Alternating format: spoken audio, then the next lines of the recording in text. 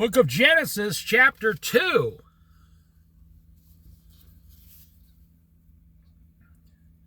Thus, the heavens and the earth were completed in all their vast array. By the seventh day, God had finished the work he had been doing. So on the seventh day, he rested from all his work.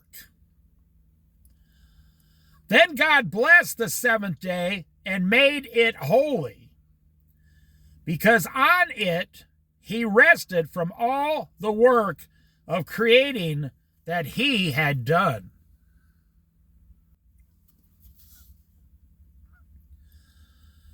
This is the account of the heavens and the earth when they were created, when the Lord God made the earth and the heavens. Now, no shrub had yet appeared on the earth, and no plant had yet sprung up.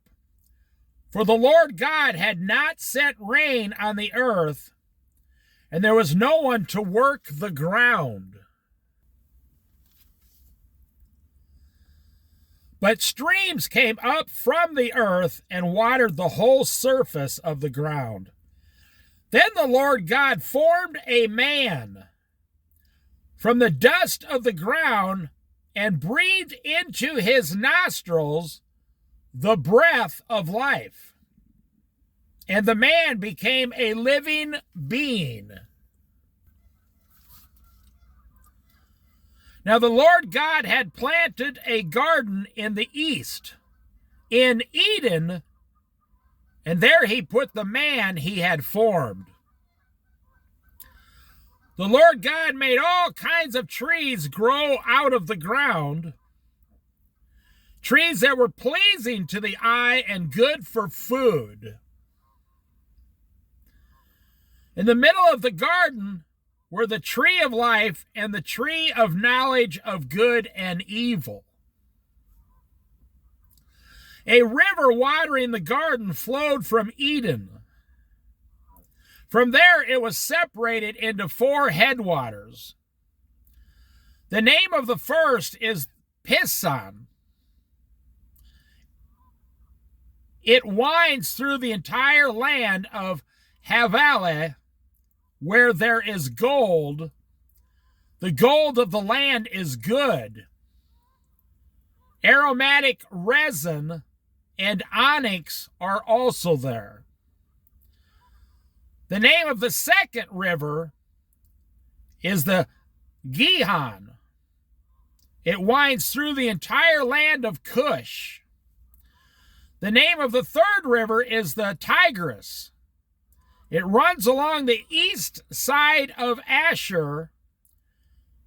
And the fourth river is the Euphrates. The Lord God took the man and put him in the Garden of Eden to work it and take care of it.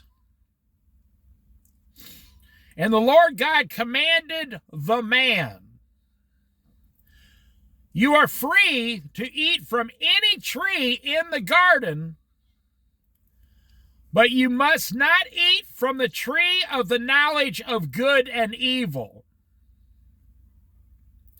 For when you eat from it, you will certainly die."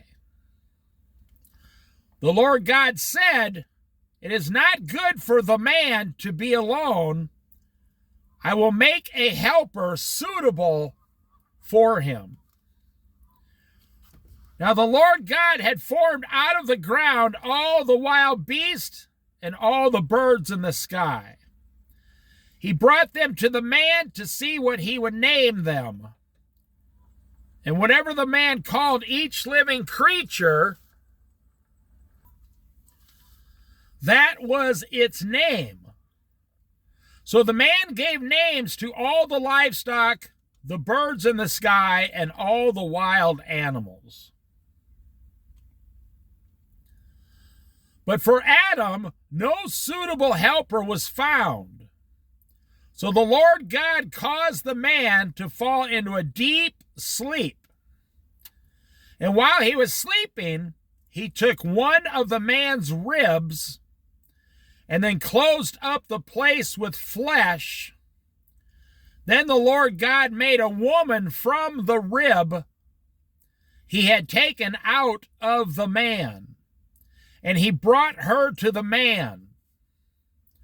The man said, "This is now bone of my bones and flesh of my flesh. She shall be called woman, for she was taken out of man. That is why a man leaves his father and mother and is united to his wife, and they become one flesh. Adam and his wife were both naked, and they felt no shame."